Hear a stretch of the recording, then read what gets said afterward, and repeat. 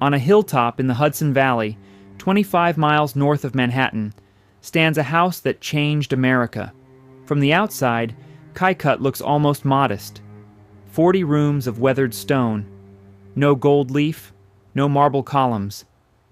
A visitor might mistake it for a prosperous gentleman's country retreat. But the man who built this house controlled more wealth than any American before or since. Adjusted for inflation, his fortune exceeded $400 billion. He owned 90% of the oil in the United States. Presidents feared him. Newspapers called him a monster. Political cartoons depicted his company as an octopus strangling the nation. His name was John D. Rockefeller. The family that lived in this house was once the most hated in America. Workers died in their mines. Competitors were crushed without mercy. A journalist dedicated years of her life to exposing their crimes. The Supreme Court itself ordered their empire destroyed. Within 2 generations, the Rockefeller name became synonymous not with greed, but with generosity. The family that built Standard Oil also built the United Nations headquarters. They created the University of Chicago, restored Colonial Williamsburg, and founded the Museum of Modern Art. Their charitable giving exceeded anything the world had ever seen. 4 generations of Rockefellers called Kykuit home. The old man who made the fortune, the son who gave it away, the grandson who became Vice President of the United States, and the great-grandsons who turned this private estate into a public trust. One of them died in scandal. Several sought the presidency. All of them gathered here in this house on the hill, where the views stretch for miles and the family secret stayed hidden for decades. This is the story of how oil money built an American dynasty, how that dynasty nearly destroyed itself, and how a house called Lookout became the monument to one of the most remarkable transformations in American history. Subscribe now if you enjoy these stories, and let's dive into it. Chapter 1. The Boy Who Tithed His First Dollar. John Davison Rockefeller was born on July 8, 1839, in the small town of Richford, New York. The house was modest. The family was not wealthy. Nothing about his birth suggested the fortune that would follow. His father was a problem. William Avery Rockefeller called himself a doctor, but he had no medical training. He traveled the countryside selling patent medicines and elixirs that promised to cure cancer. The locals called him Devil Bill, and the nickname was earned. He was a con artist, a gambler, and eventually a bigamist who maintained a second family under an assumed name in another state. Devil Bill would disappear for months at a time, leaving his wife and children to manage on their own. When he returned, there was sometimes money. Often there was not. The family moved frequently, always one step ahead of creditors or scandal. John's mother provided the counterbalance. Eliza Davison Rockefeller was a devout Baptist who believed in discipline, thrift, and the obligations of faith.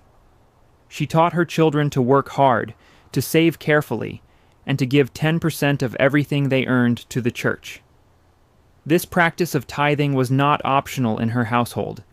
It was the foundation of moral life. Young John absorbed both influences. From his father, he learned that the world was full of opportunities for those clever enough to seize them. From his mother, he learned that wealth without principle was worthless. These 2 lessons would shape everything that followed. The family settled near Cleveland, Ohio in 1853. John was 14 years old. The city was growing rapidly, fed by railroads and industry and the commerce of the Great Lakes. Cleveland in the 1850s was a place where a determined young man could build something from nothing. John finished high school but did not attend college. He took a brief course in bookkeeping and set out to find work. For weeks he walked the streets of Cleveland, visiting every business he could find, asking for employment. Most turned him away. He was young, thin, and utterly unremarkable in appearance. On September 26, 1855, a commission merchant named Hewitt and Tuttle finally offered him a position as assistant bookkeeper. His salary was 50 cents per day. John Rockefeller celebrated that date for the rest of his life. He called it Job Day and marked its anniversary every year with more devotion than his own birthday. Decades later, as one of the richest men on earth, he would still pause on September 26th to remember the moment his working life began. His first task was recording transactions in the company ledger. He counted every penny that passed through the firm. He checked every calculation twice. He found errors that others had missed. His employers noticed his precision. From his very first paycheck, John set aside 10% for charity. His mother's training held firm. He gave to his Baptist church, to missionary societies, to the poor. He recorded every donation in a small notebook, just as carefully as he recorded his business transactions. Giving was not generosity to him, it was obligation. He lived frugally. He walked to work rather than pay for transportation. He brought his lunch rather than buy a meal. Every cent that did not go to charity went into savings.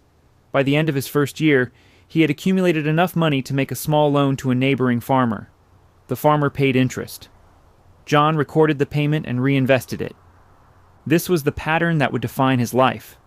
Earn methodically, save relentlessly, give systematically, compound everything. His employers promoted him.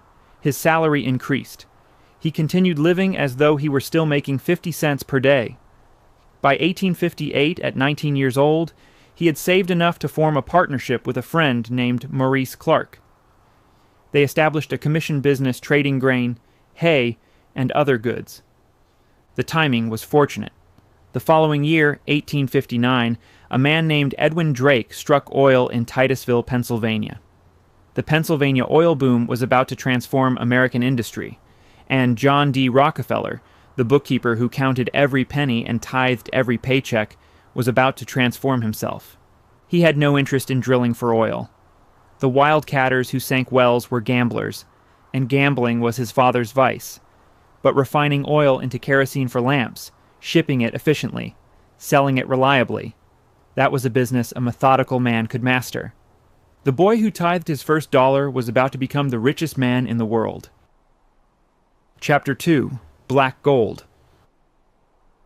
On August 27, 1859, a former railroad conductor named Edwin Drake struck oil in Titusville, Pennsylvania. His well produced 25 barrels per day. Within months, thousands of prospectors flooded into the Pennsylvania hills, sinking wells wherever they could find land. The American oil boom had begun. The timing aligned perfectly with industrial need. Whale oil was becoming scarce and expensive.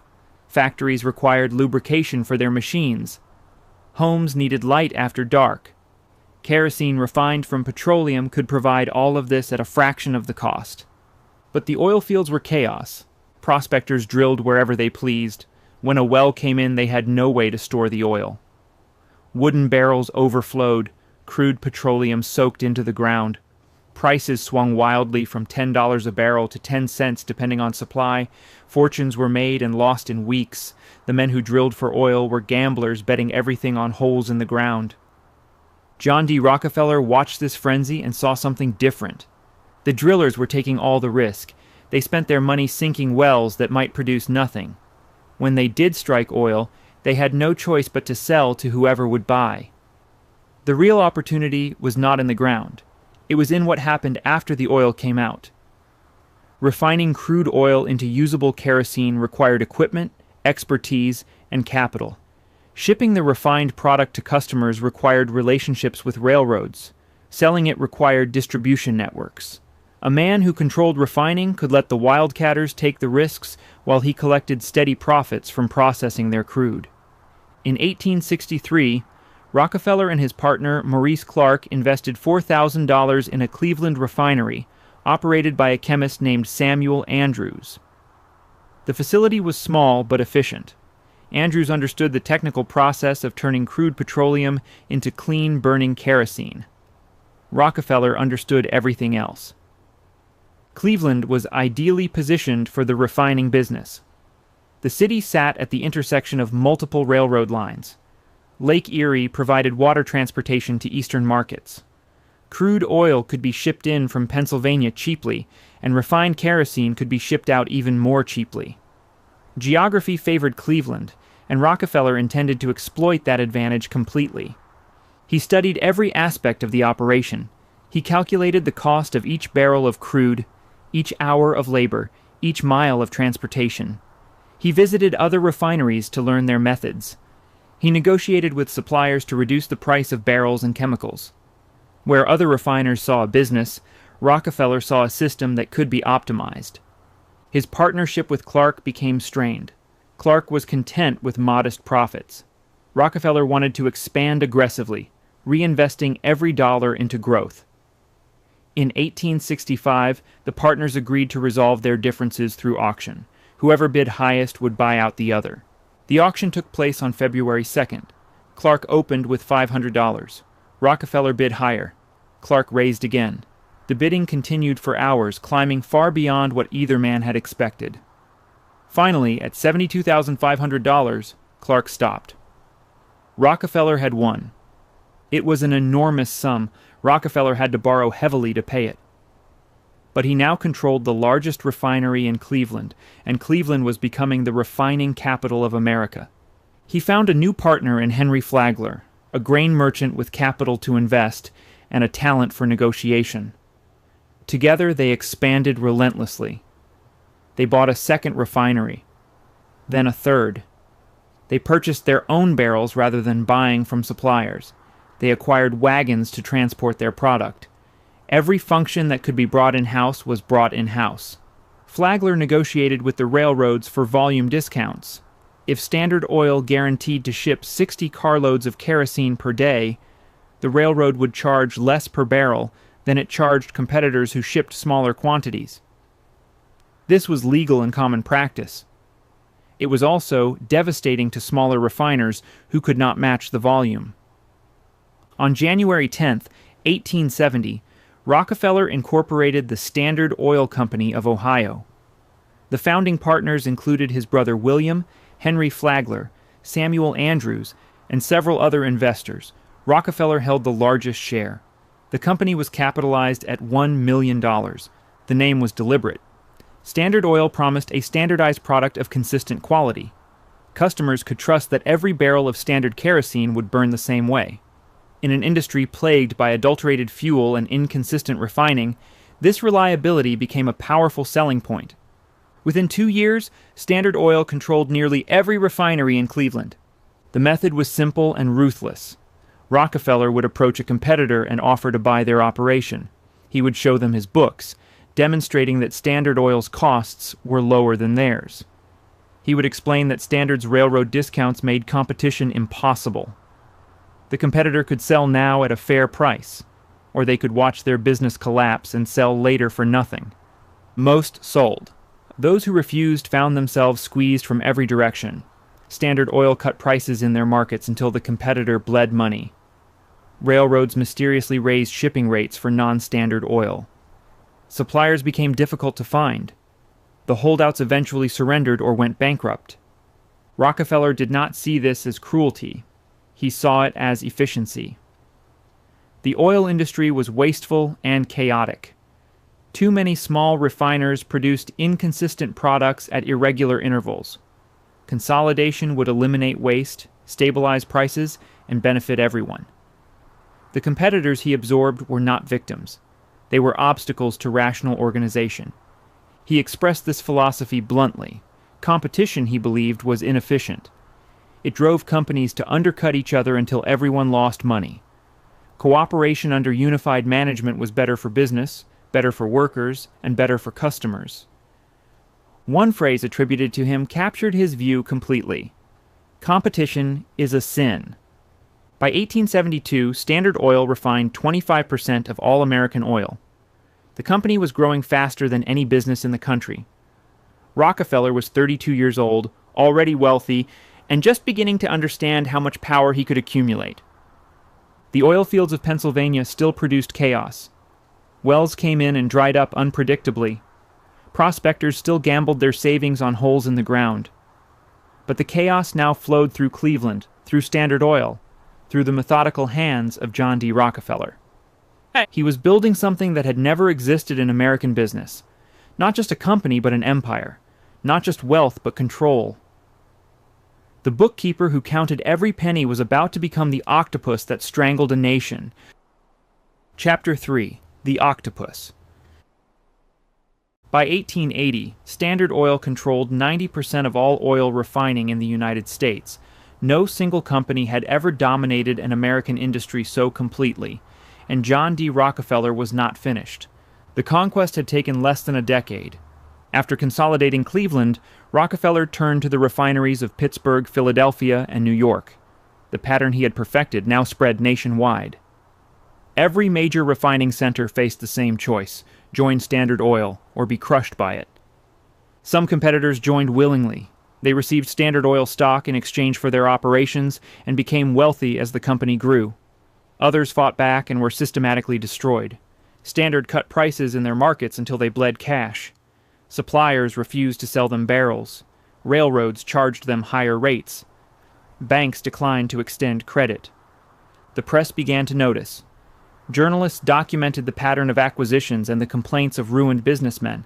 Editorial cartoons appeared depicting Standard Oil as a giant octopus, its tentacles wrapped around railroads, banks, state legislatures, and the United States Capitol itself. Rockefeller ignored the criticism. He believed he was bringing order to chaos. The oil industry before Standard had been wasteful and unstable. Now it was efficient. Prices for consumers had fallen. Quality had improved. Employment was steady. If competitors suffered, that was the price of progress. The legal structure of his empire required innovation. State laws in the 1870s made it difficult for a corporation chartered in one state to own property or conduct business in another. Standard Oil of Ohio could not legally own refineries in Pennsylvania or New York. Rockefeller needed a mechanism to control dozens of separate companies across multiple states while maintaining unified management. His lawyers devised a solution. In 1882, they created the Standard Oil Trust. Shareholders of 40 affiliated companies transferred their stock to a board of 9 trustees. In exchange, they received trust certificates that entitled them to dividends. The trustees, led by Rockefeller, now controlled all 40 companies as a single coordinated enterprise. The arrangement was unprecedented. No American business had ever operated at this scale or with this degree of centralized control. The trust became a model that other industries quickly copied. Sugar, whiskey, cotton oil, and lead all formed trusts in imitation of Standard Oil. Headquarters moved to a nondescript building at 26 Broadway in Lower Manhattan. The address became synonymous with corporate power.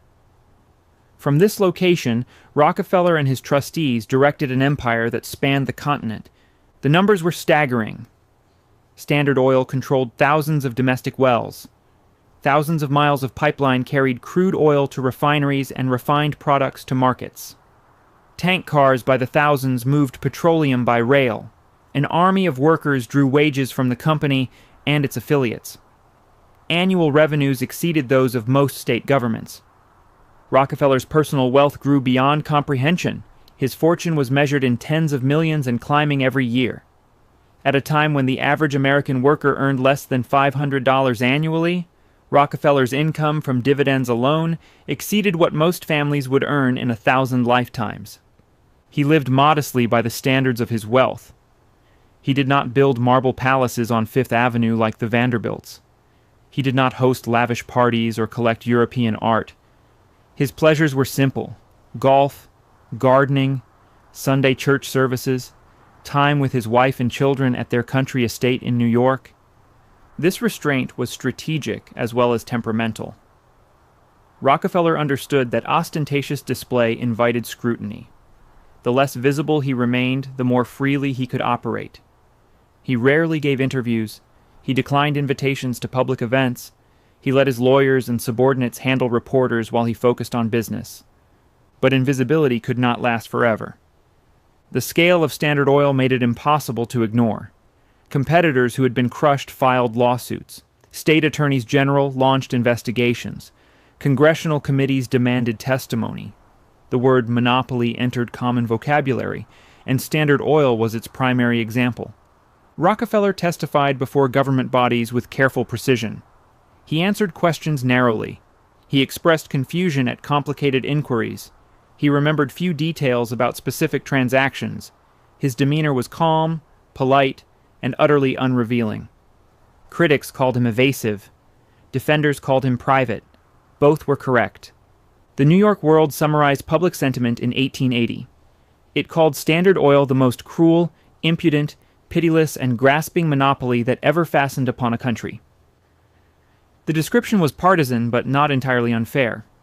Rockefeller had built his empire by eliminating alternatives.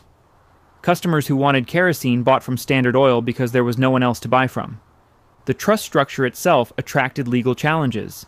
In 1892, the Ohio Supreme Court ruled that the Standard Oil Trust violated state law and ordered its dissolution.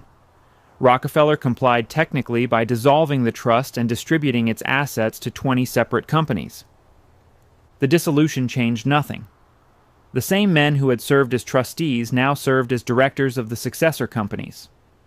Interlocking boards ensured coordinated management.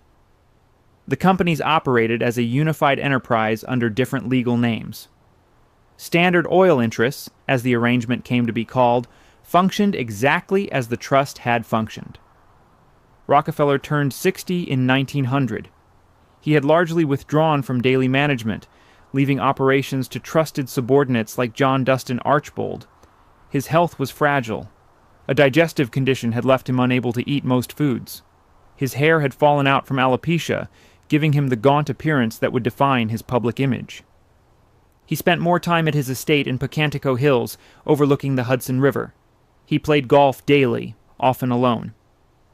He handed out dimes to children he encountered, a habit that newspapers mocked as cheap charity from a billionaire. But his empire remained intact. Standard Oil still dominated American refining and controlled a vast share of world oil exports. Its refineries processed petroleum from multiple continents. Its tanker ships crossed every ocean. The trust had been dissolved in name only, and a woman in Pennsylvania was already writing the words that would finally bring it down. Chapter 4. The Woman Who Exposed Him. She grew up watching her father lose everything. Ida Minerva Tarbell was born in 1857 in Erie County, Pennsylvania, at the edge of the oil regions. Her father, Franklin Tarbell, was a craftsman who built wooden tanks to store crude petroleum. When the oil boom arrived, he saw opportunity. He invested in storage facilities, then in production. For a time, the family prospered. Then Standard Oil arrived. The Tarbells watched as independent producers were squeezed out of business one by one, railroad rates that competitors could not match, prices that dropped below the cost of production, buyers who mysteriously refused to purchase non-Standard Oil. Franklin Tarbell's partner committed suicide. Franklin himself was left with the man's debts. The family survived, but Ida never forgot what she had witnessed. She became a teacher, then a writer. She moved to Paris to study and began contributing articles to American magazines. Her work was careful, researched, and readable. Editors noticed her talent for making complex subjects accessible to general audiences. In 1894, she joined the staff of McClure's magazine in New York. The publication was part of a new movement in American journalism. Its editors believed that deeply reported stories about business and politics could attract readers while serving the public interest. They called it muckraking, a term meant as an insult but worn as a badge of honor. Tarbell had already written successful biographical series on Napoleon and Abraham Lincoln. Her editor, Samuel McClure, wanted something bigger. He wanted an investigation into the most powerful corporation in America, Standard Oil. Tarbell accepted the assignment with personal as well as professional motivation. She remembered her father's ruin. She remembered the fear that had spread through the oil regions when Standard Oil expanded. Now she would document exactly how Rockefeller had built his empire. The research took nearly 2 years. She read thousands of pages of court records, legislative testimony, and corporate documents. She interviewed former employees, ruined competitors, and industry observers. She traced the history of every major acquisition and mapped the connections between Standard Oil's dozens of subsidiary companies. Her most valuable source was unexpected. Henry H. Rogers was a senior executive at Standard Oil, one of Rockefeller's closest associates. Mark Twain, a friend of Rogers, arranged the introduction. For reasons that remain unclear, Rogers agreed to meet with Tarbell regularly and answer her questions. Some historians believe he wanted to shape the narrative.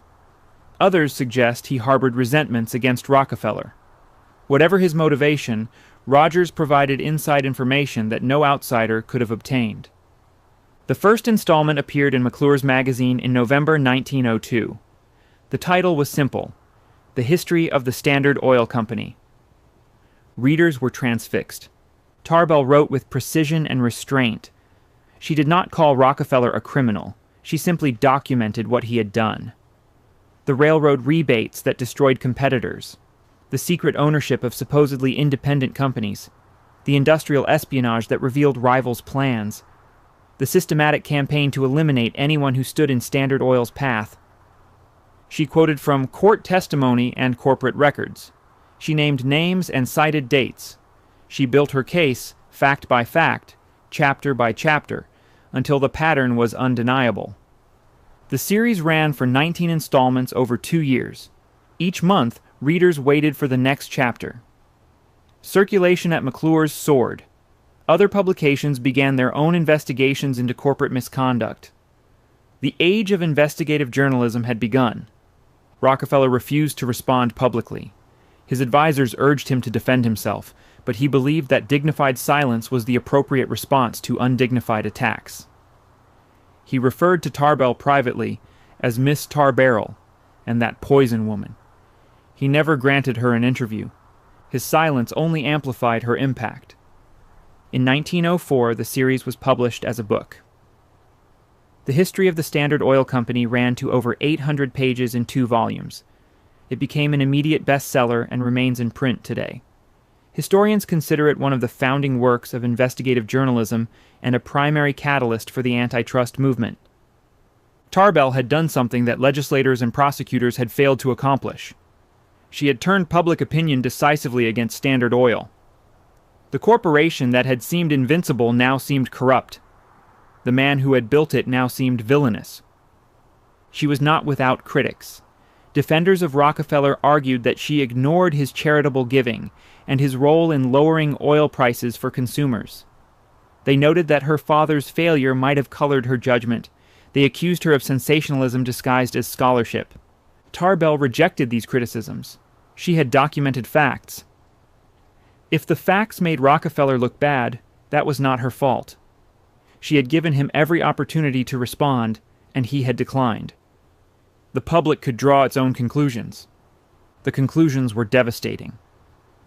Politicians who had hesitated to challenge Standard Oil now found courage. State attorneys general filed new lawsuits.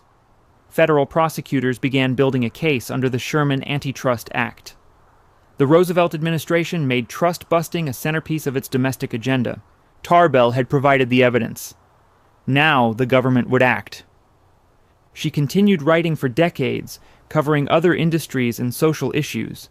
She never lost her reputation as the woman who had taken on Rockefeller and won. When she died in 1944 at age 86, obituaries remembered her primarily for the Standard Oil investigation. Rockefeller outlived most of his critics. He died in 1937 at age 97, still one of the richest men in the world, still convinced that he had done more good than harm. But Ida Tarbell had written the first draft of history, and her version proved more durable than his. Chapter 5. The Fall of Standard Oil. The government finally moved in 1906. President Theodore Roosevelt had built his reputation on challenging corporate power. His administration had already targeted the railroad monopolies and the meatpacking industry. Now federal prosecutors turned their attention to the largest corporation in America. The case was filed in Missouri, where Standard Oil had significant operations. The charge was straightforward: violation of the Sherman Antitrust Act. The government alleged that Standard Oil had conspired to restrain trade, eliminate competition, and maintain an illegal monopoly over the petroleum industry. Standard Oil's lawyers dismissed the case as political theater. They argued that the company had achieved its dominance through superior efficiency, not illegal practices. They pointed to falling oil prices as evidence that consumers had benefited from consolidation. They insisted that size alone did not constitute a crime. The trial lasted for months. More than 400 witnesses testified. The government introduced thousands of documents detailing Standard Oil's business practices over 4 decades. Prosecutors documented the pattern of secret deals, predatory tactics, and systematic elimination of competitors that Ida Tarbell had exposed in her magazine series. Rockefeller himself was called to testify. He was 67 years old, long retired from active management, but still the largest shareholder. His testimony was a masterpiece of evasion. He claimed faulty memory on crucial points. He deflected questions with references to subordinates who had handled the details. He presented himself as a simple businessman who had built a company through hard work and sound principles. The prosecutors were not impressed. They had the documents. In November 1909, the federal court ruled against Standard Oil. The company was found guilty of monopolizing the petroleum industry through illegal means. The court ordered the dissolution of the trust into its component parts. Standard Oil appealed to the Supreme Court. The case reached the highest court in the land in 1910. Chief Justice Edward Douglas White presided over the arguments. The stakes could not have been higher. This would be the most significant antitrust ruling in American history, establishing precedents that would shape corporate law for generations. On May 15, 1911, the Supreme Court delivered its verdict. Standard Oil had violated the Sherman Antitrust Act. The monopoly was illegal. The corporation must be dissolved. Chief Justice White wrote the majority opinion. He introduced what became known as the rule of reason, arguing that not every restraint of trade was illegal, only unreasonable ones. Standard Oil's practices, he concluded, were unreasonable by any measure. The pattern of predatory behavior was too consistent, too systematic, and too damaging to competition to be justified. The court gave Standard Oil 6 months to reorganize. The dissolution created 34 separate companies from what had been a unified empire. Standard Oil of New Jersey became the largest successor, eventually renamed Exxon. Standard Oil of New York became Mobil. Standard Oil of California became Chevron. Standard Oil of Indiana became Amoco. The list continued through dozens of regional and specialized entities. On paper, the monopoly was destroyed. The octopus had been carved into pieces. In reality, the situation was more complicated. The same shareholders who had owned Standard Oil stock now owned shares in 34 different companies. Rockefeller remained the largest individual shareholder in most of them. The executives who had managed the unified corporation often continued managing its fragments. The breakup created competition on paper while preserving much of the old structure in practice. And then something unexpected happened. The stock prices of the successor companies began to rise. Investors who had feared the dissolution discovered that the separate companies were worth more than the unified whole. The parts, freed from the legal troubles that had plagued the parent, attracted new investment and expanded into new markets. Rockefeller watched his fortune grow. Before the breakup, his Standard Oil holdings were worth approximately $300 million. Within 2 years, the combined value of his shares in the successor companies exceeded $900 million. The Supreme Court had made him richer than ever. He was now wealthier than he had ever been. The irony was not lost on observers. The great antitrust crusade, the years of investigation and litigation, the landmark Supreme Court ruling, had ended by tripling the fortune of the man it was meant to punish. Rockefeller had lost control of a monopoly and gained a diversified portfolio worth 3 times as much. He never expressed public satisfaction at this outcome. He continued his retirement routine of golf and quiet living. He continued his philanthropy, donating millions to universities and medical research. He watched from a distance as the oil industry he had created continued to transform the world. The Standard Oil case established the template for American antitrust enforcement. Future monopolies would be measured against the precedent it set. The rule of reason became the standard for evaluating corporate behavior. The dissolution, however imperfect, demonstrated that even the largest corporations could be held accountable. But the man who built the monopoly emerged unscathed. Rockefeller lived another 26 years after the Supreme Court ruling. He saw automobiles replace horses, creating demand for gasoline that dwarfed the kerosene market he had originally dominated. He watched his successor companies grow into global giants. He remained, until the end, the man whose fortune only grew larger with each attempt to diminish it. The government had destroyed his monopoly. It had only multiplied his wealth. Chapter 6. Blood in the Snow. The money came with blood on it. John D. Rockefeller Jr. was about to learn this lesson in the most public way imaginable. By 1914, the old man had largely withdrawn from business. His son, known as Junior, managed the family's vast investments from their New York headquarters. Among those investments was a controlling stake in the Colorado Fuel and Iron Company, one of the largest coal mining operations in the American West. Junior had never visited the mines. He knew the company only through financial reports and correspondence with its executives. The miners who extracted coal from the Colorado mountains existed for him as abstractions, line items in a ledger. Those miners lived a different reality. Colorado's coal mines were among the most dangerous in the nation, with a death rate more than double the national average. Men worked underground for wages that barely covered expenses at company stores where they were required to shop. They lived in company towns where they were required to rent. They were paid by the ton, but the company weighed tons at 2,200 pounds instead of the standard 2,000. Safety improvements cost money and earned nothing, so the companies ignored them. In September 1913, 9,000 miners walked off the job. They demanded enforcement of state mining laws, the right to choose their own housing and doctors, and recognition of the United Mine Workers of America. The Colorado Fuel and Iron Company refused to negotiate. Instead, they evicted striking miners and their families from company housing. With nowhere else to go, the workers established tent colonies on the open prairie. The largest camp, near a railroad depot called Ludlow, housed roughly 1,200 men, women, and children through the brutal Colorado winter. Junior received reports from company executives assuring him that outside agitators had caused the trouble. The miners themselves, he was told, were satisfied with their conditions. He believed these reports. In testimony before Congress, he declared that he would support his managers at any cost, even if it meant the destruction of the company. It nearly meant the destruction of his family's reputation. On the morning of April 20th, 1914, the Colorado National Guard moved against the Ludlow camp. Many guardsmen were company employees in uniform, paid with company money. They brought machine guns.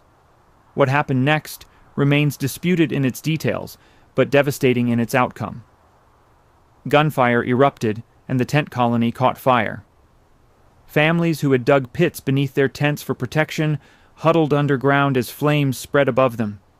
By nightfall, approximately 20 people were dead, including women and children who had suffocated in a pit beneath a burning tent. The nation recoiled in horror. Newspapers that had dismissed the strikers as troublemakers now published photographs of the charred camp and the bodies pulled from the ashes. The deaths at Ludlow transformed a labor dispute into a massacre, and the blame fell squarely on the Rockefeller family. Protesters gathered outside company offices in Manhattan. Picketers marched in front of the Rockefeller estate in Tarrytown. Socialist writer Upton Sinclair led demonstrations and wrote furious condemnations. The violence in Colorado continued for 10 days after Ludlow, as enraged miners attacked company property across a 200-mile front, burning buildings and fighting running battles with guards and militia. President Woodrow Wilson finally sent federal troops to restore order on April 29th. The strike collapsed in December, with none of the workers' demands met. But the damage to the Rockefeller name proved more lasting than the strike itself.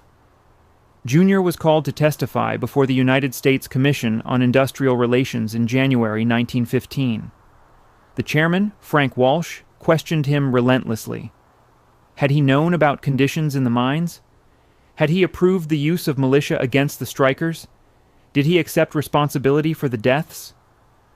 Rockefeller's answers satisfied no one. He claimed ignorance of specific conditions and deferred to his managers. When Walsh showed him a photograph of a child killed at Ludlow, Rockefeller refused to look at it. Something had to change. Junior hired Ivy Lee, a pioneer in the emerging field of public relations. Lee's advice was radical for its time. Stop hiding.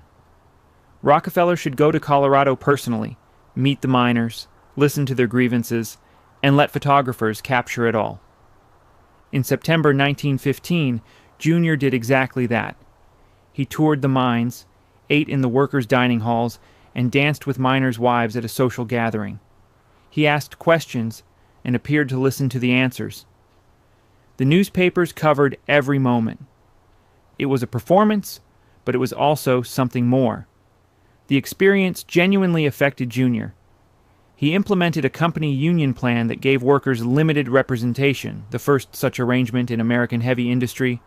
Critics dismissed it as a hollow gesture designed to prevent real unionization. But it marked the beginning of a transformation. The father had built the fortune through methods that invited investigation and prosecution. The son would learn to protect it through philanthropy and public relations. The Ludlow massacre taught Junior that wealth carried obligations, and ignoring them meant disaster. He would spend the rest of his life trying to make the Rockefeller name mean something other than blood and money. The results of that effort would reshape the American landscape. Chapter 7. Building the Lookout. While lawyers fought over his empire and journalists cataloged his sins, John D. Rockefeller was building a house. The Dutch settlers who first farmed this land in Westchester County had called the hilltop Kykuit, meaning lookout. From its summit, you could see the Hudson River curving south toward Manhattan, the Palisades rising on the opposite shore, and miles of rolling countryside in every direction. Rockefeller purchased the property in 1893, drawn by the same views that had named the place centuries earlier. He already owned a house on the land, but it burned in 1902. The fire forced a decision he had been postponing. Now approaching 70, Rockefeller would build something permanent. He delegated the project to his only son, Junior, who hired the architectural firm of Delano and Aldrich. Chester Aldrich was a distant relative of Junior's wife, Abby Aldrich Rockefeller, and both architects had trained at the prestigious École des Beaux-Arts in Paris.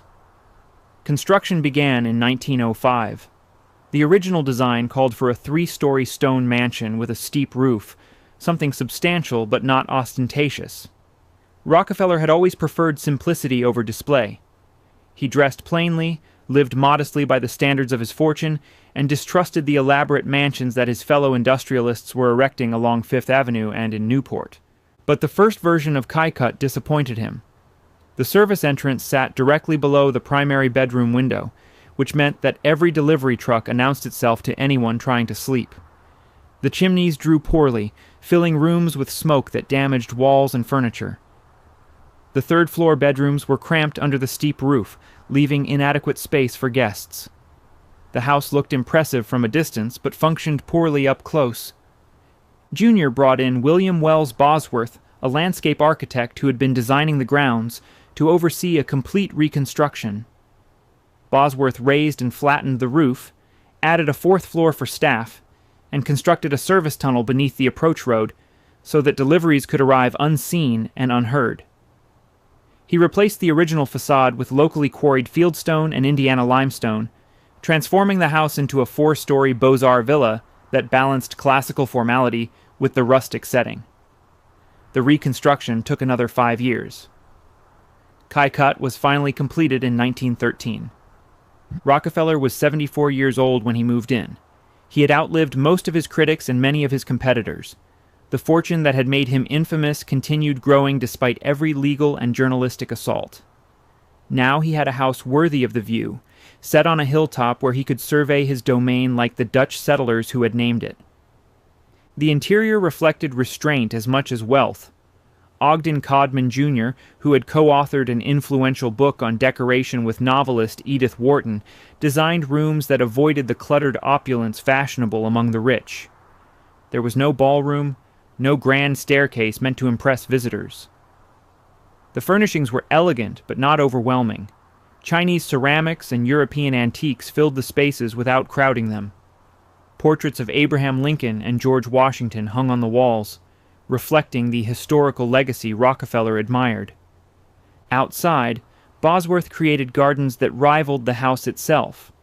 Terraces descended the hillside in geometric precision, punctuated by fountains, pavilions, and classical sculpture. The Oceanus fountain, commissioned as a replica of a 16th-century Italian original from the Boboli Gardens in Florence, commanded the forecourt. Paths wound through formal plantings toward a Japanese garden, an Italian garden, and a temple dedicated to Aphrodite. The grounds were designed for contemplation, not entertainment. Rockefeller walked these gardens daily when his health permitted. He had given up active management of his business interests years earlier. Golf occupied his mornings. Afternoons brought visitors, correspondence, and the quiet rhythms of retirement. He was building something else now, a network of charitable foundations and educational institutions meant to transform his reputation from predator to philanthropist. His wife Laura, known to the family as Seti, died at Kykuit in March 1915 after more than 50 years of marriage. She had stood beside him through every scandal and every triumph, managing their household while he managed his empire. Her death marked the beginning of his final decades. Rockefeller spent his remaining years at Kykuit, finally dying in 1937. Junior inherited the estate and made it his primary residence, raising his own family where his father had retreated from the world. After Junior's death in 1960, his son Nelson took possession and filled the grounds with modern sculpture that would have bewildered the original builder. Picasso tapestries, works by Henry Moore and Alexander Calder, transformed the classical gardens into an outdoor museum of 20th century art. 4 generations of Rockefellers called Kykuit home. The house that began as one man's refuge became a family seat, then a museum, and finally a monument to an era of American wealth that has never been repeated. The name still means lookout. The view still stretches to the river and beyond. What it overlooks has changed. The oil industry that built the fortune now faces its own reckoning with history. The family that once controlled it has dispersed across continents and generations. But the house remains on its hilltop, maintained precisely as it was designed, a permanent record of what one fortune could build when building was the point. Chapter 8: Redemption. The son who would save the family name nearly destroyed himself trying to earn his father's approval. John Davison Rockefeller, Jr. was born in Cleveland on January 29, 1874, the only boy among 5 children. Where his father possessed an instinctive genius for accumulating wealth, Jr. found the business world exhausting. After graduating from Brown University in 1897, he joined his father's operations in Manhattan, hoping to prove himself worthy of the Rockefeller legacy. He failed. The pressure of trying to match his father's achievements while carrying the weight of public hatred for the family name proved too much. In 1904, Jr. suffered a complete nervous breakdown. He retreated from business entirely, spending months recovering from what his doctors called exhaustion of the nerves. That collapse would prove to be the making of him. When Jr. returned to work, he made a decision that would define the rest of his life. Rather than try to become a captain of industry like his father, he would become something else entirely. He would give the fortune away. In 1901, he married Abby Aldrich, daughter of Senator Nelson Aldrich of Rhode Island. She brought warmth and cultural sophistication to his rigid, devout existence. Together, they would have 6 children who would extend the family's influence across American politics, business, and culture for generations to come. But first, Jr. had to survive Colorado. The catastrophe at the mining camps left him publicly reviled, accused of having blood on his hands. He had not ordered the attack, but he had ignored warnings about conditions in the mines. The guilt would shape everything that followed. His response was not to retreat into silence, but to transform himself into something his critics could never have predicted. Working with the advisors he had assembled during the crisis, Jr. developed a new philosophy. Wealth, he came to believe, carried obligations. Every right implied a responsibility. Every possession demanded a duty. He began to act on these principles with a determination that eventually eclipsed even his father's generosity. In 1926, a minister named William Goodwin approached Junior with an audacious proposal. Goodwin wanted to restore the colonial capital of Virginia, Williamsburg, to its 18th century appearance. He had approached Henry Ford first, but Ford declined. Junior was intrigued. The project began modestly. Junior authorized the secret purchase of a few historic properties, communicating with Goodwin through coded telegrams signed David's father to prevent local landowners from raising their prices. But the modest project grew into an obsession. Over the following decades, Junior would pour more than $60 million into colonial Williamsburg, restoring and reconstructing an entire colonial town. He visited twice yearly, personally supervising details down to the placement of individual bricks. The Great Depression tested whether his commitment to giving was genuine. In 1930, as unemployment reached catastrophic levels, Junior broke ground on the most ambitious private construction project in American history. Rockefeller Center rose from the heart of Manhattan during the darkest economic years the nation had ever known, employing between 40 and 60,000 workers when nearly everyone else was laying them off. Construction crews worked through the Depression, building 14 Art Deco towers that would become synonymous with New York itself. 64% of construction workers in the city had no jobs. Junior provided them. His philanthropy extended far beyond buildings. When efforts to establish Great Smoky Mountains National Park stalled for lack of funding, Junior donated $5 million in 1927 to complete the land purchases, honoring his mother's memory. He had never visited the mountains.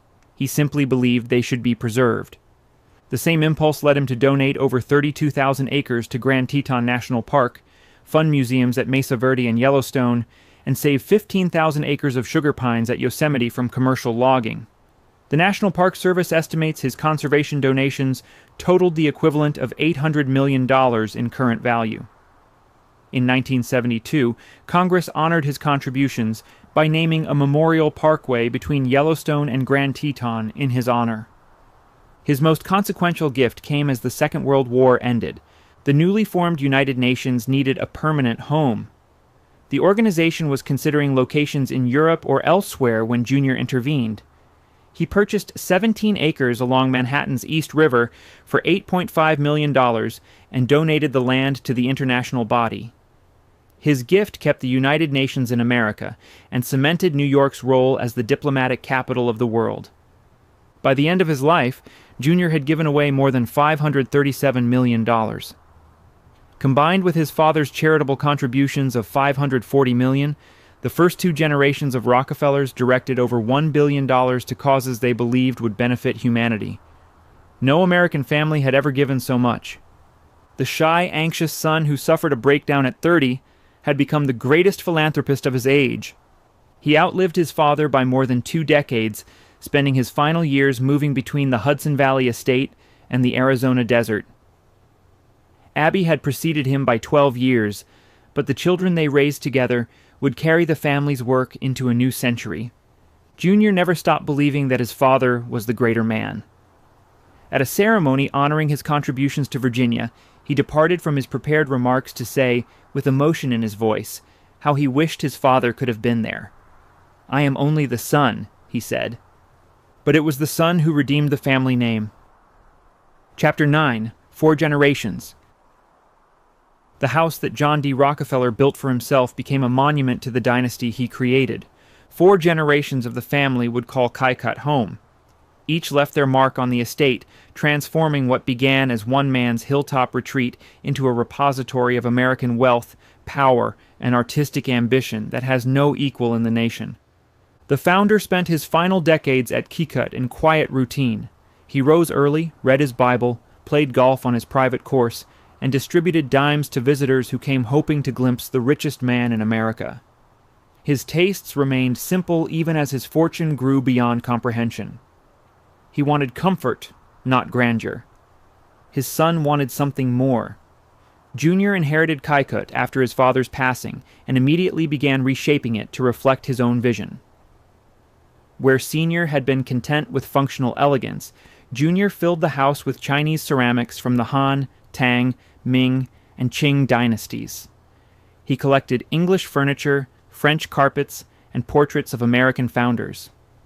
The interiors designed by Ogden Codman became showcases for treasures accumulated across decades of careful acquisition. But it was Junior's own son who would transform Kykuit most dramatically. Nelson Aldrich Rockefeller was born on July 8, 1908, the third of 6 children. Where his father was reserved and methodical, Nelson burned with ambition. He inherited his mother Abby's passion for modern art and her gift for connecting with people. He also inherited her conviction that art belonged not in museums alone, but in the places where people actually lived. When Nelson took possession of Kykuit after Junior's passing, he set about making the estate a living gallery of 20th century masterworks. He started in the basement. The service passages and storage rooms beneath the mansion became an underground museum filled with paintings by Picasso, Chagall, Matisse, Kandinsky, Pollock, and Warhol. One corridor displayed Picasso tapestries that Nelson had commissioned between 1955 and 1974, each one woven by hand in southern France with the artist's personal approval. The tapestries translated some of Picasso's most celebrated paintings into fabric, including works from Nelson's own collection and others borrowed from the Museum of Modern Art. Then Nelson turned to the gardens. Over the following 2 decades, he added more than 70 works of modern sculpture to the grounds his grandfather had landscaped. Works by Henry Moore, Alexander Calder, Louise Nevelson, Aristide Maillol, David Smith, and Isamu Noguchi appeared among the classical fountains and formal terraces.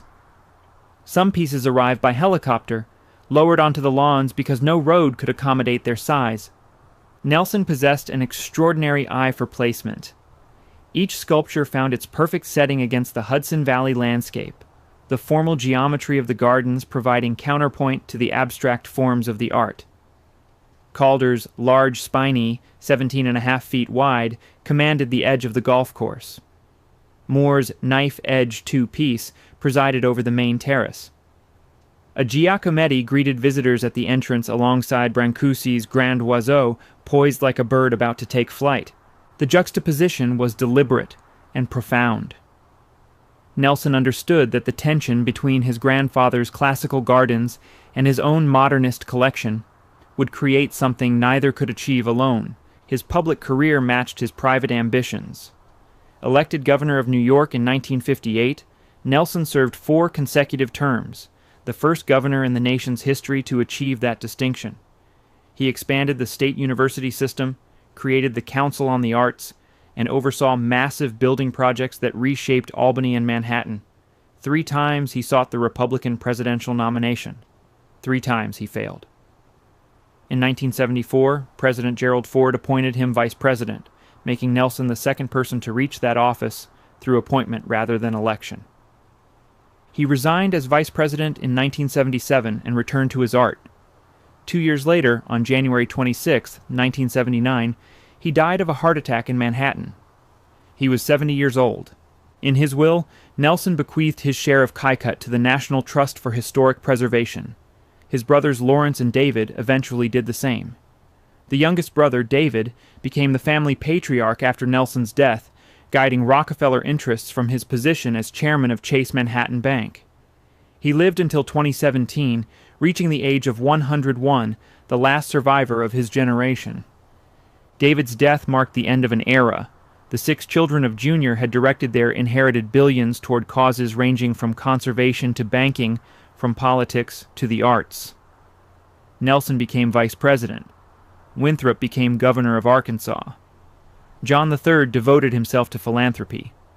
Lawrence championed environmental preservation. The only daughter, Abby, lived quietly on the estate.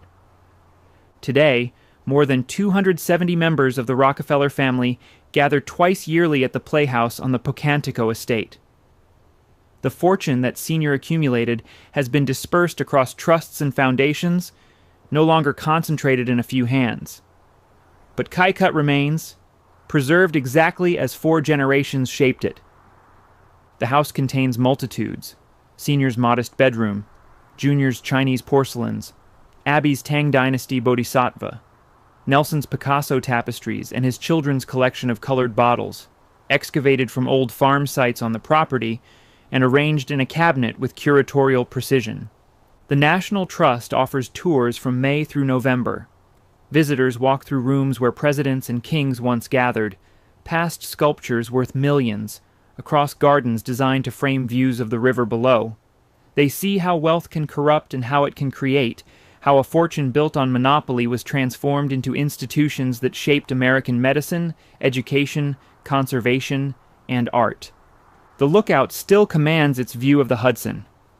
The family that built it proved that dynasties can endure, that names synonymous with greed can become synonymous with generosity, and that 4 generations of careful stewardship can preserve what 1 generation's ruthlessness created.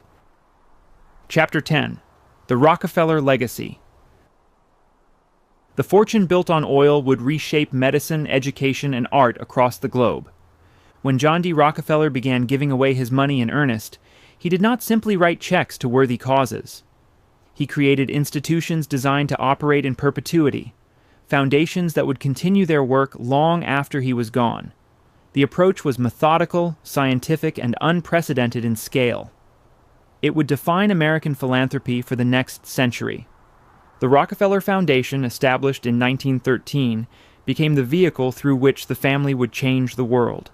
Its mission was breathtaking in ambition, to promote the well-being of mankind throughout the world. Within decades, it would become the largest philanthropic enterprise on Earth. The Foundation's first major campaign targeted a disease that had crippled the American South for generations. Hookworm infected millions of rural Southerners, leaving them anemic, weak, and unable to work productively. The parasite entered through bare feet, burrowed into the intestines, and drained its victims of energy and ambition. Northern observers blamed the South's poverty on laziness. The truth was parasitic. The Rockefeller Sanitary Commission launched its campaign against hookworm in 1909. Teams of doctors traveled to rural communities, tested residents, provided treatment, and educated families about sanitation. The campaign proved that hookworm could be eliminated through simple public health measures. More importantly, it demonstrated that systematic intervention could transform entire regions. By 1914, the Foundation had expanded its hookworm campaigns to 52 countries across 6 continents. The success of these efforts provided a template for attacking other diseases. Yellow fever came next. The Foundation committed half its international health budget to eliminating yellow fever, a disease that killed thousands each year across Latin America, Africa, and the Caribbean. 6 researchers funded by the Foundation died in the field pursuing a vaccine. Their sacrifice was not in vain. In 1935, Foundation scientists developed the first effective vaccine against the disease. Max Theiler, the microbiologist who led the breakthrough, received the Nobel Prize in 1951. The Foundation's impact on medical education proved equally profound. Working with Abraham Flexner, whose 1910 report had exposed the sorry state of American medical schools, the Rockefellers funded a complete transformation of how doctors were trained. They established the first schools of public health at Johns Hopkins in 1918 and Harvard in 1921. They modernized medical training across the globe, spending $25 million to introduce public health programs at scores of universities. In China, the Foundation created the China Medical Board, which introduced modern medical practices to a nation of 400 million people. The Foundation built Peking Union Medical College, training generations of physicians who would transform healthcare across Asia. The Rockefeller Institute for Medical Research, founded in 1901, became one of the world's premier biomedical institutions. It produced discoveries that earned its scientists 23 Nobel Prizes. In 1965, it became Rockefeller University, expanding its mission to include graduate education. But the family's philanthropy extended far beyond medicine. The General Education Board, established in 1903, funded the construction of hundreds of high schools throughout the South, trained teachers for African American communities, and modernized agricultural practices across the region.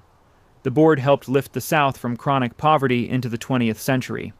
Rockefeller's gift of $36 million over 25 years built the University of Chicago virtually from scratch, transforming it within a decade into one of the world's leading research institutions. The university's economics department would produce more Nobel laureates than any other, shaping global economic policy for generations. While her husband funded medical research and historic preservation, Abby Aldrich Rockefeller pursued a different passion. In 1929, Abby joined with two friends, Lily Bliss and Mary Quinn Sullivan, to found the Museum of Modern Art in New York. The three women believed America needed an institution dedicated exclusively to the art of their time.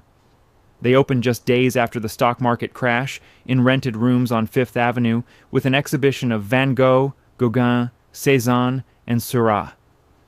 The public response was overwhelming. Within 10 years, the museum moved into its permanent home on 53rd Street, on land that had once held the Rockefeller family townhouse. The Abby Aldrich Rockefeller Sculpture Garden, designed by Philip Johnson, became one of the most celebrated outdoor spaces in the city.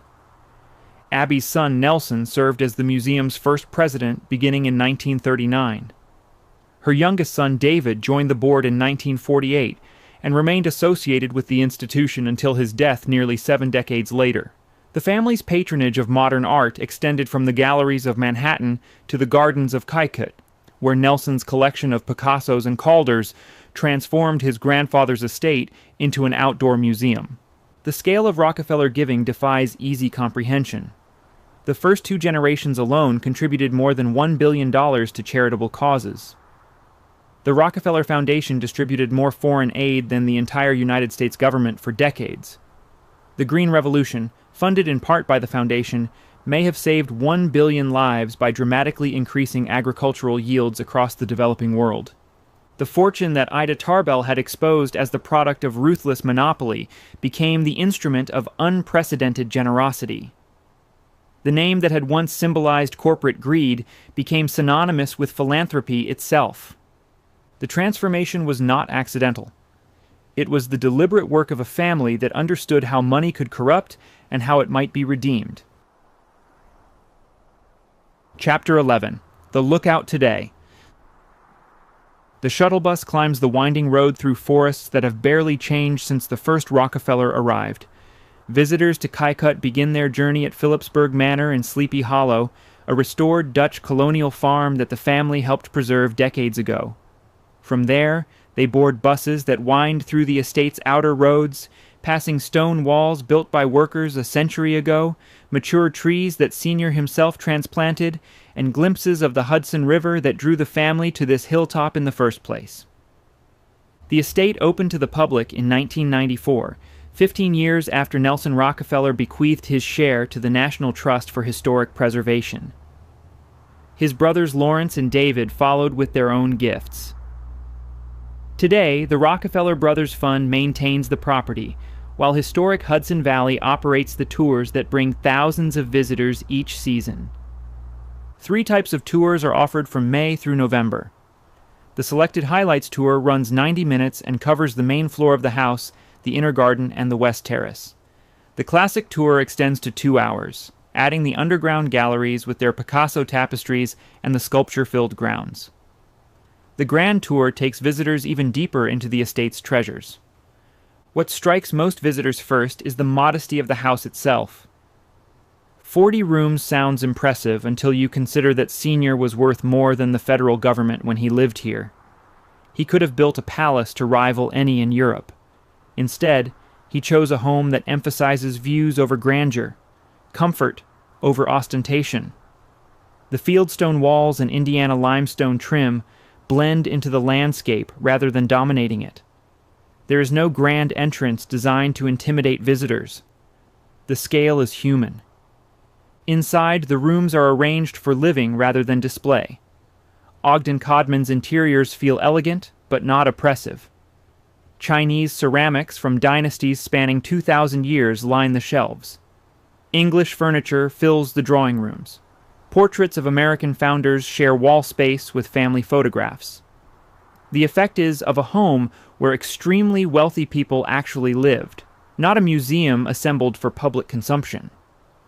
The contrast with the basement galleries is deliberate and jarring. Beneath the classical formality of the main floors, Nelson created an underground world of 20th century art. The passages that once led servants to their duties now display paintings by Picasso, Chagall, Matisse, Kandinsky, Pollock, and Warhol. One corridor is devoted entirely to Picasso tapestries, enormous woven translations of the artist's most celebrated paintings, commissioned by Nelson over 2 decades, and approved by Picasso himself. Outside, the sculpture collection transforms the gardens into an open-air museum unlike any other in America. More than 70 works by the masters of modern sculpture dot the grounds. A Giacometti greets visitors at the entrance. Moore's knife-edge 2-piece presides over the main terrace. Calder's large Spiny commands the edge of the golf course. Brancusi, Nevelson, Mayol, and Smith appear among the fountains and hedges that Bosworth designed for Nelson's grandfather. The juxtaposition creates a conversation across generations. The formal Beaux Arts gardens, with their classical fountains and geometric terraces, provide the perfect foil for abstract forms that Senior would have found incomprehensible. Nelson understood this tension and exploited it brilliantly. The coach barn houses a collection of antique carriages and vintage automobiles that trace the evolution of transportation across the family's tenure. Horse-drawn vehicles that carried Senior to church share space with the sleek machines that his great-grandchildren drove. The building itself, completed in 1913, is 3 times the size of the main house. The Japanese garden, conceived by Bosworth in 1908 and refined over decades, combines elements of several traditional styles. A 1962 tea house designed by the Japanese architect Junzo Yoshimura stands beside pools and waterfalls that would not seem out of place in Kyoto.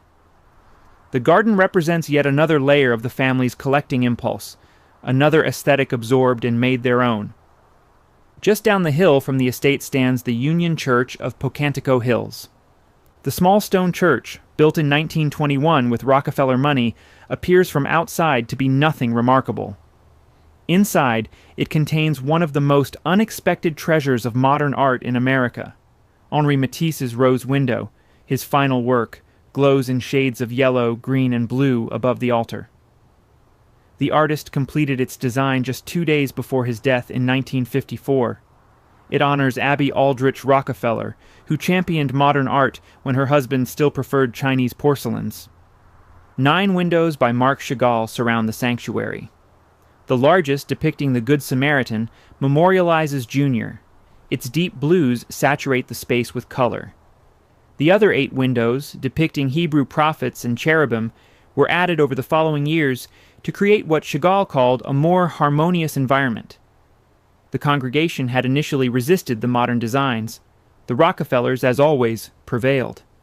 Beyond the formal estate, the family has given much of their land to public use. The Rockefeller State Park Preserve encompasses hundreds of acres of forests and meadows open to hikers, joggers, and horseback riders. Bill Clinton, who lives nearby in Chappaqua, has taken regular runs along its trails. Stone Barn Center for Food and Agriculture occupies another portion of the original property, teaching sustainable farming to a new generation. The tours end where they began, with buses returning visitors to Phillipsburg Manor. Most leave with photographs of the Hudson Valley vistas and memories of art worth hundreds of millions of dollars. Some leave with questions about what it means to possess such wealth and what obligations come with it. The family that built Kykuit understood that question better than most. They answered it by giving most of what they had away. Chapter 12. The Meaning of Kykuit. The story of Kykuit forces us to confront an uncomfortable question. How do we judge a family whose fortune was built on practices that crushed competitors, exploited workers, and triggered violence that killed women and children? And yet whose philanthropy eradicated diseases, educated millions, and created institutions that continue improving lives more than a century later? The answer may be that both judgments are correct.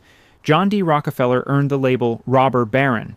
The term itself derives from medieval German lords who charged illegal tolls on roads crossing their lands, Critics applied it to industrialists who amassed wealth through questionable means. Rockefeller fit the definition. He built a monopoly that controlled 90% of American oil refining. He drove competitors to ruin. He benefited from labor practices that valued profits over human welfare. But Rockefeller also transformed American philanthropy. Before his era, the wealthy typically gave to churches and local causes. Rockefeller introduced what historian Waldemar Nielsen called scientific philanthropy. Rather than treating symptoms, he attacked root causes. Rather than feeding the hungry, he funded agricultural research that prevented hunger. Rather than building one hospital, he trained generations of physicians and researchers. The results speak for themselves. 23 Nobel laureates from Rockefeller University alone. A yellow fever vaccine developed by foundation-funded researchers. Hookworm eliminated across 6 continents. The Green Revolution that potentially saved 1 billion lives from starvation. Perhaps the most striking comparison is with another family whose story you may already know. Cornelius Vanderbilt died in 1877 with a fortune exceeding the entire United States Treasury. His son William doubled it within 8 years. Yet when 120 Vanderbilt descendants gathered at Vanderbilt University in 1973 for the first family reunion, not a single millionaire sat among them. The Rockefellers built their fortune during the same era. John D. died in 1937, worth approximately $1.4 billion. Today, more than 200 family members share an estimated $10 billion. 7 generations have passed. The wealth endures. The difference was not luck or market timing. It was planning. Cornelius Vanderbilt's deathbed advice to his son was simply, keep the money together. He left no structure to make this possible. The Rockefellers created an institution. Room 5600 at Rockefeller Center became the nerve center of a financial empire with 5 divisions overseeing investments, venture capital, family businesses, insurance, and risk management. Family trusts established in 1934 and 1952 protected assets from taxation and mismanagement. Professional managers were hired to oversee holdings. Philanthropy was organized to reflect shared values. Most importantly, the Rockefellers instilled purpose across generations. The Vanderbilts built mansions designed to impress society. The Rockefellers built institutions designed to outlast the family itself. Consider the physical evidence. Dozens of Vanderbilt mansions have been demolished, converted to museums, or sold to strangers. The breaker survives only because it was gifted to a preservation society. Marble House serves as a tourist attraction. Biltmore remains in family hands, but operates as a commercial enterprise. Kykuit tells a different story. The family still gathers at the Playhouse twice yearly. The estate's maintenance is funded by the Rockefeller Brothers Fund. Historic Hudson Valley operates tours, but the family retains its connection to the land their great-great-grandfather chose more than a century ago. This continuity reflects the advice Frederick Gates, Rockefeller's philanthropic advisor, once offered. The best philanthropy, he said, is constantly in search of finalities, a search for cause, an attempt to cure evils at their source. The Rockefellers applied this philosophy not only to giving, but to family governance itself. Critics argue that such arrangements perpetuate inequality, that billionaire philanthropy allows the wealthy to shape society according to their preferences rather than democratic processes. That foundation's named after robber barons launder reputations built on exploitation. These criticisms contain truth. The power to decide which universities receive funding, which diseases warrant research, which art fills museum walls belongs to those who accumulated fortunes through means that would be illegal today. Yet the alternative is not obvious. Government programs rise and fall with political winds. Commercial enterprises serve shareholders rather than society. The Rockefeller Foundation has pursued its mission continuously for more than a century, adapting to new challenges while maintaining focus on human welfare. Perhaps the most honest assessment comes from Rockefeller himself. He once wrote that the best philanthropy involves research, that knowledge has to be gained before intelligent giving can be accomplished. He practiced this throughout his life. Whether funding universities or eradicating diseases, he demanded measurable outcomes and evidence-based approaches. This mindset distinguished the Rockefellers from their Gilded Age peers. While other fortunes were squandered on yachts and parties and mansions that became too expensive to maintain, the Rockefellers treated wealth as a responsibility. Each generation was expected not merely to preserve the fortune, but to deploy it for purposes beyond personal consumption. Standing at Kykuit today, looking out over the Hudson toward the Palisades that Junior protected from development, visitors see the physical manifestation of this philosophy. The gardens remain immaculate. The art collection continues growing. The family still walks these paths. Whether this constitutes redemption depends on how one weighs the scales of history. The suffering caused by monopoly capitalism cannot be erased by philanthropy. The families devastated by Ludlow cannot be consoled by university endowments. The competitors driven to bankruptcy gained nothing from hookworm eradication. And yet, children today receive vaccines developed with Rockefeller funding. Students study at universities Rockefeller endowed. Researchers work in laboratories Rockefeller built. The very concept of strategic philanthropy, of giving designed to multiply impact rather than merely distribute wealth, originated in the mind of a man born in a modest farmhouse in upstate New York. Kykuit embodies this contradiction. It is simultaneously a monument to Gilded Age excess and a testament to generational responsibility. A reminder of how wealth was accumulated in 19th century America, and an example of how it might be preserved and deployed for broader benefit. The lookout that